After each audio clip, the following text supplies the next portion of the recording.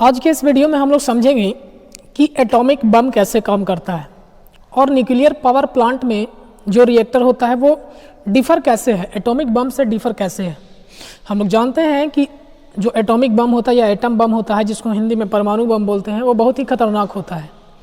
तो ये nuclear power plant में भी वही काम होता है। तो आखिर ये डिफ़र कैसे है, कैसे कंट्रोल किया जाता है, और जो एनर्जी निकलता है, हीट एनर्जी, वो कितना अमाउंट में निकलता है और उसके लिए कितने एटम का विखंडन होता है, यानी फ्यूजन रिएक्शन होता है, उसका कंट्रोलिंग कैसे होता है, और इतना जो त्रासदी मचाता है, उससे जो प्रॉब्लम होता है वो आखिर कैसे होता है, यही चीज़ को हम लोग समझने वाले हैं। देखिए, एटॉमिक रिएक्शन जो होता है वो दो टाइप का होता है।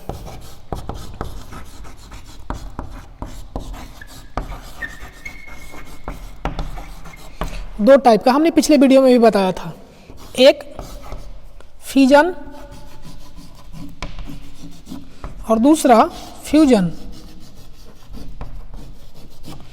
इसका मतलब होता है विखंडन,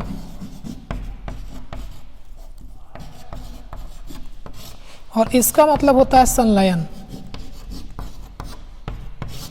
हमने ये बात भी बताया था कि फिजन जो होता है, फिजन यानी विखंडन, इसके कंपेयर में ये वाला जो रिएक्शन होता है और भी ज़्यादा खतरनाक होता है। इसमें जो एनर्जी मात्रा निकलता है, जो क्वांटिटी ऑफ एनर्जी होता है, हीट होता है, वो अबाउट 1000 टाइम्स होता है इस वाले के कंपेयर में। यानी फ्यूजन के कंपेयर में, फ्यूजन में जो हीट निकलता है वो और भी ज़्यादा अमाउंट में निकलता है। हम लोग देखते हैं कैसे ये रिएक्शन होता है।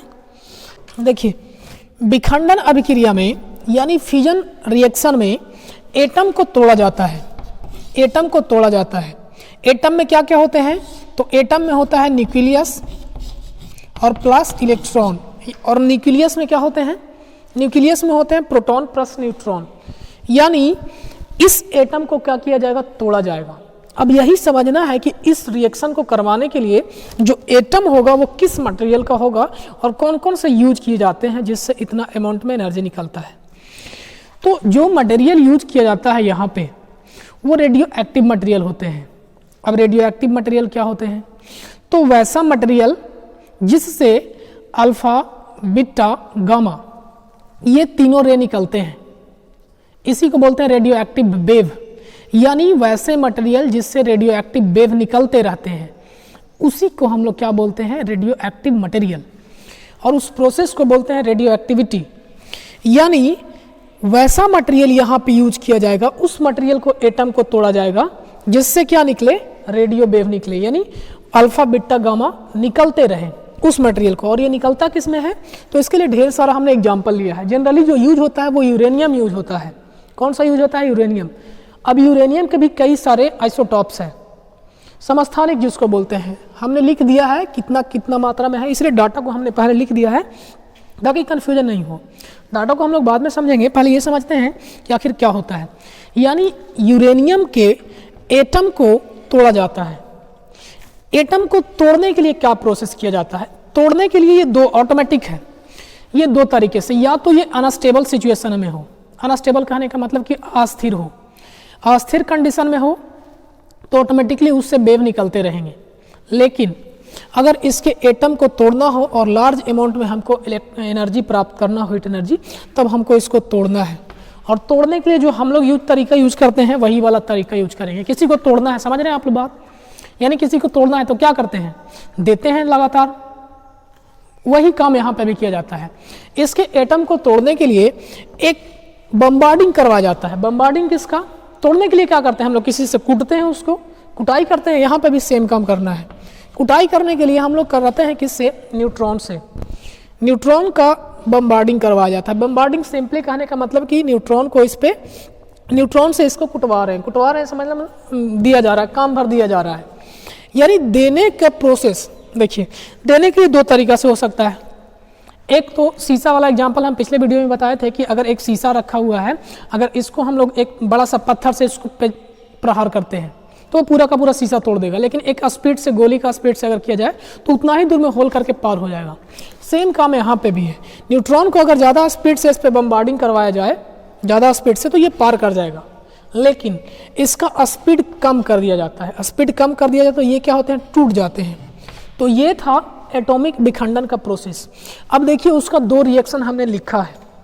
कैसे ये अनकंट्रोल होता है और इतना लार्ज अमाउंट में इलेक्ट्रिकल एनर्जी निकलता है, इस चीज़ को ये रिएक्शन से क्लियर होगा।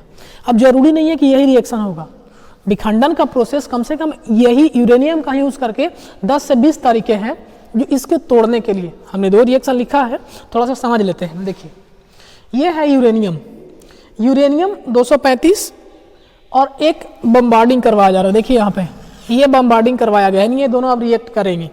रिएक्ट के फलस्वरूप यहाँ से जो मिल रहा है बेरियम और क्रिप्टन मिल रहा है। बात यहाँ तक सीमित नहीं है, ये क्रिप्टन और बेरियम 2 एलिमेंट में टूटे। हमने बताया कि जो फ्यूजन रिएक्शन में क्या होते हैं, एक एटम टूटता है, तो इसके एक एटम टूट रहा है। कब टूट रहा है, तो जब न्यूट्रॉन को हम लोग क्या करवा रहे हैं, मिक्स करवा रहे हैं या बम्बार्डिंग करवा रहे हैं। टूटने के बाद किस में टूटा, एक बेरियम में और दूसरा क्रिप्टन में। साथ ही साथ देखिए यही है आग लगाना जिसको बोलते हैं, काम बिगाड़ने का काम यही करता है। जो एटम बम होते हैं उसमें काम बिगाड़ने का काम यही करता है, और ये हमको आउटपुट के रूप में मिल जाता है। ये क्या मिल जाता है, एनर्जी, हीट एनर्जी। कितना मिलता है, 200 मेगा इलेक्ट्रॉन वोल्ट। आप लोग पढ़े होंगे कि इलेक्ट्रॉन वोल्ट किस चीज़ का यूनिट है। इलेक्ट्रॉन वोल्ट भी एनर्जी का ही यूनिट है, लेकिन इलेक्ट्रॉन वोल्ट बहुत ही स्मॉल यूनिट है, बहुत ही छोटा क्वांटिटी को मापने के लिए यूज़ किया जाता है।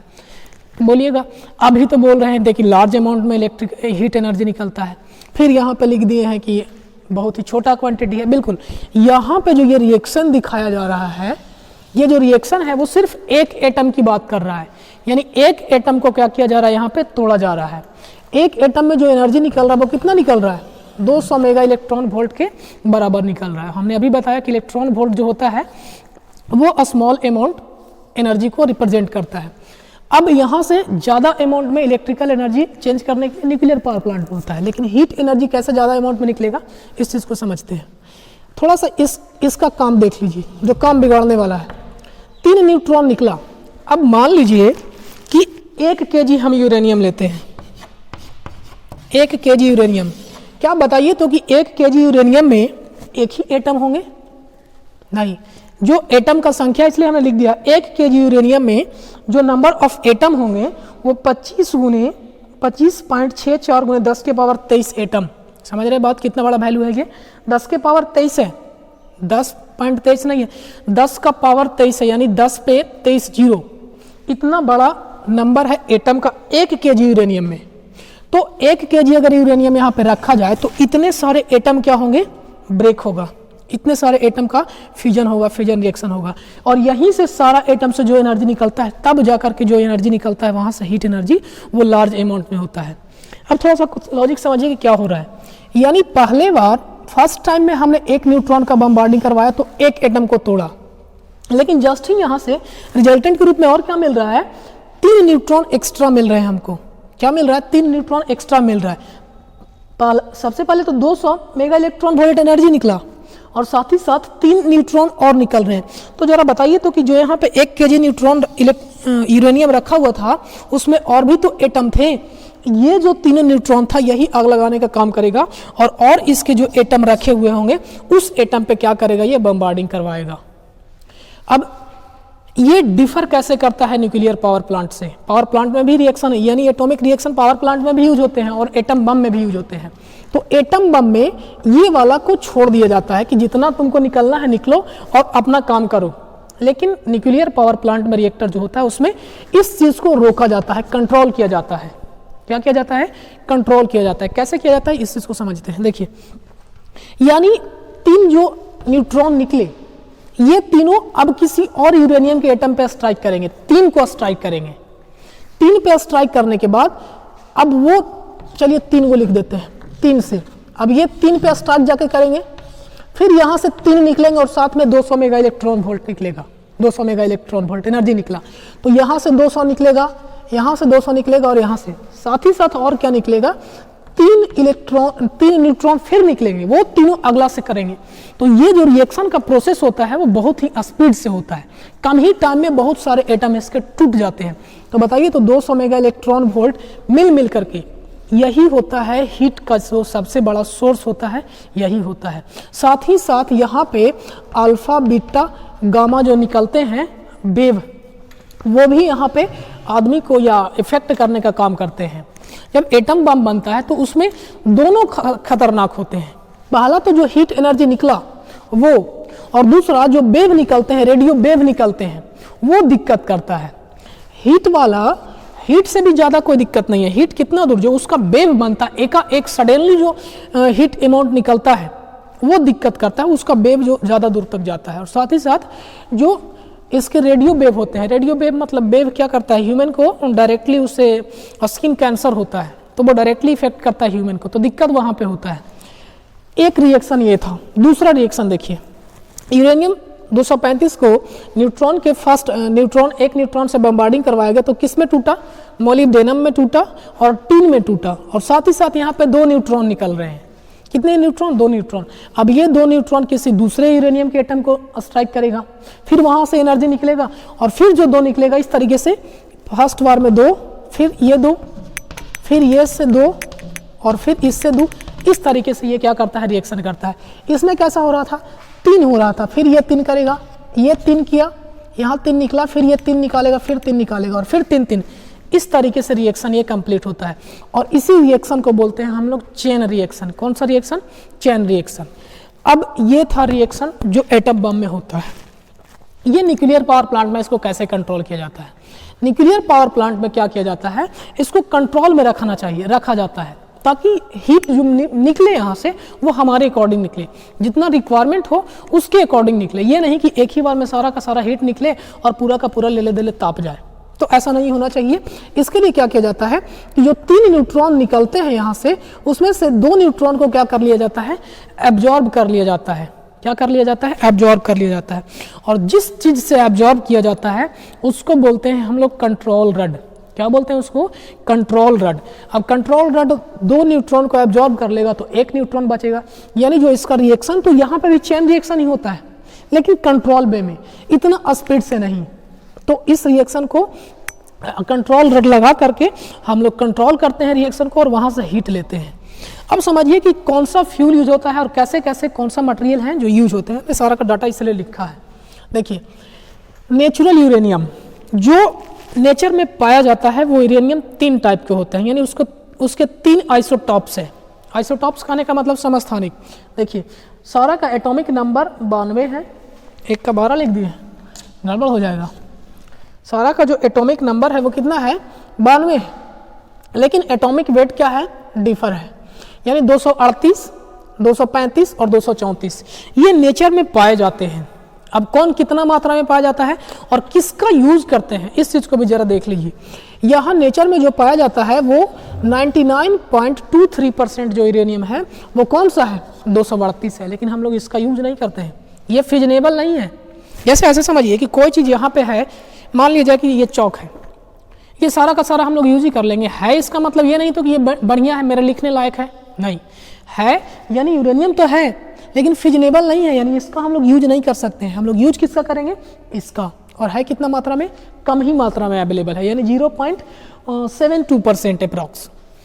यूरेनियम 235 यानी जो रिएक्शन के लिए यूज होता है वो कौन सा यूज होता है, यूरेनियम 235 यूज होता है।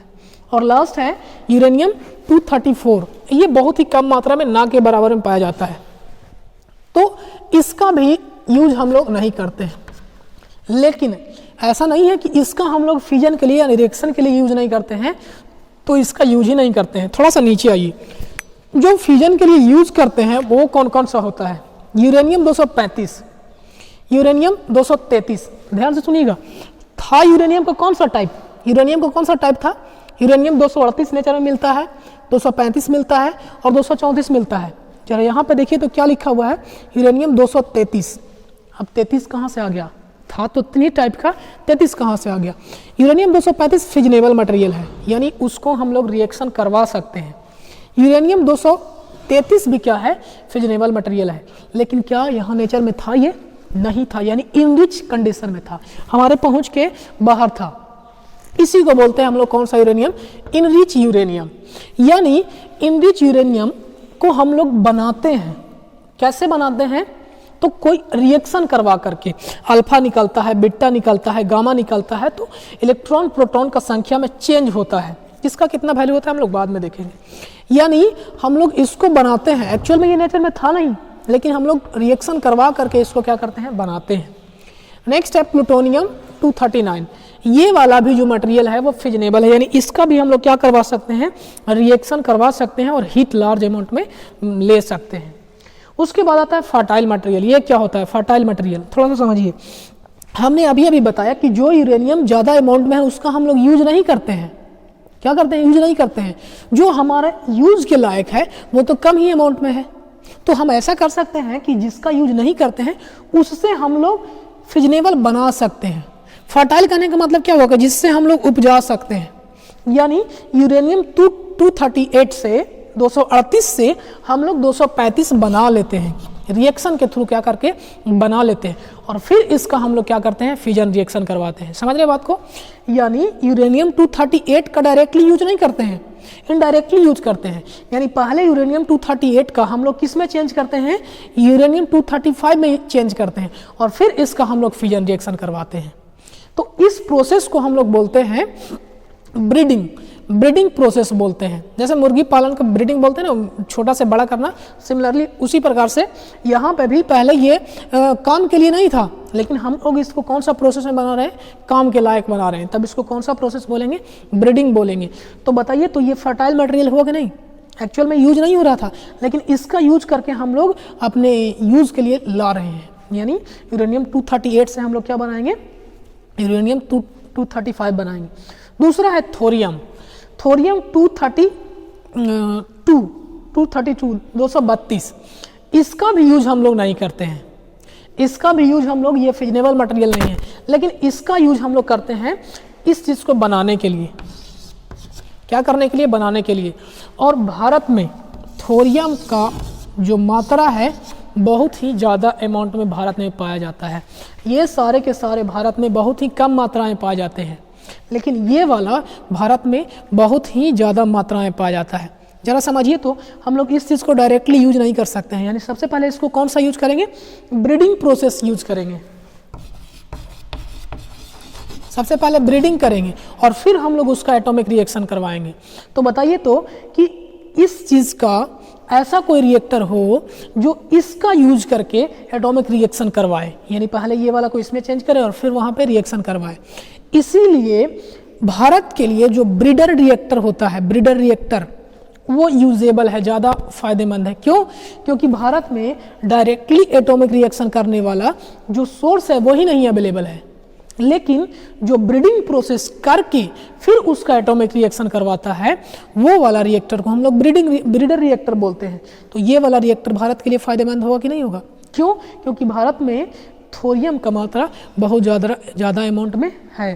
तो ये थे कुछ टाइप ऑफ मटेरियल जो यूज होते हैं, वो हमने बताया। अब कितना मात्रा में कितना रिएक्शन करना पड़ता है, थोड़ा सा ये देख लेते हैं। डाटा है इसलिए हमने लिख दिया है। देखिए, एक एटम का जब हम लोग का फ्यूजन होता है तब उससे निकलता है 200 मेगा इलेक्ट्रॉन वोल्ट। हमने बताया अभी कि 200 मेगा इलेक्ट्रॉन वोल्ट बहुत ही कम मात्रा है, यानी एनर्जी का छोटा इकाई है, छोटा यूनिट है। तो इसको अगर हम लोग वाट सेकेंड यानी जूल में चेंज करते हैं तो कितना आता है, 3.2 × 10⁻11 वाट सेकेंड। वाट सेकेंड यानी जूल, यानी 10⁻11, नीचे कीजिएगा तो बहुत ही कम वैल्यू है ये। लेकिन 1 जूल के लिए यानी 1 वाट सेकेंड के लिए अगर ये वाला वैल्यू को हम लोग इधर भेजें तो यानी 3 × 10⁻11 फ्यूजन रिएक्शन। जरा समझिए, हमको 1 जूल एनर्जी प्राप्त करने के लिए कितने एटम को तोड़ने पड़ेंगे, 3 × 10⁻11 एटम को तोड़ना पड़ता है। तो अब लग रहा होगा कि ये क्या हो गया भाई, 11 एटम को तोड़ना पड़ता है, 3 × 10⁻11 एटम को। लेकिन ऐसा नहीं है कि इसको तोड़ने में 22 साल लग जाएंगे, नहीं, ये कुछ ही सेकंड में ये सारा का सारा काम हो जाता है। यानी 1 जूल निकालने के लिए इतना एटम को तोड़ना पड़ता है। अगर इसी को हम लोग पावर में चेंज करें कि 1 वाट में, तो टाइम से डिवाइड कर देंगे सेकंड से, यानी 3 × 10⁻11 फ्यूजन पर सेकंड करवाएंगे तो 1 वाट हमको मिल जाएगा। अब जरा समझिए कि हम 1 kg यूरेनियम रखते हैं, 1 kg यूरेनियम में होता कितना है, 23, 10⁻23, और 1 वाट के लिए हमको 10⁻11 चाहिए था, 3 × 10⁻11, यानी अप्रॉक्स यहाँ पे 10⁻12 नंबर इतना से मल्टीप्लाई करेंगे उतना वाट हमको क्या मिल जाएगा, एनर्जी मिल जाएगा। अगर 1 सेकंड में हम लोग क्या तोड़ दें 1 kg यूरेनियम के एटम को, तब कितना मिल जाएगा, 1 × 10⁻, यहाँ पे 11 है, यहाँ पे 23 है, यानी 12, 1 गुने यानी 10 के पावर 12 वाट हमको अगर 1 सेकंड में तोड़ दे तब मिल जाएगा। और 11 के पावर 10 के 12 बहुत बड़ा नंबर है, आप इससे छोटा नहीं समझिए। तो ये था इसका तरीका, लेकिन हम लोग 1 सेकंड में उतना वैल्यू को नहीं तोड़ते हैं, यानी 1 kg यूरेनियम को हम लोग 1 सेकंड में नहीं तोड़ते हैं, रिक्वायरमेंट के अकॉर्डिंग वहाँ पे यूज किया जाता है। तो ये था एटम बम का काम करने का तरीका। और न्यूक्लियर रिएक्टर जो यूज होता है न्यूक्लियर पावर प्लांट में, वो काम करने का तरीका। मेनली डिफरेंस यही है कि जो न्यूक्लियर पावर प्लांट में रिएक्शन यूज होते हैं वो कंट्रोल्ड रिएक्शन होता है, कंट्रोल रिएक्शन होता है, यानी रिएक्शन करवाते हैं लेकिन अपने अंडर रख करके करवाते हैं। लेकिन जो एटम बम में रिएक्शन होता है वो अनकंट्रोल्ड होता है, कितना सेकंड में कितना एनर्जी रिलीज हो जाएगा इसका कोई लिमिटेशन नहीं है। तो ये था डिफरेंस। तो उम्मीद करते हैं कि आपको ये बात समझ में आया होगा। तो अगले वीडियो में हम लोग मिलेंगे दूसरे टॉपिक के साथ, देखते रहिए। धन्यवाद।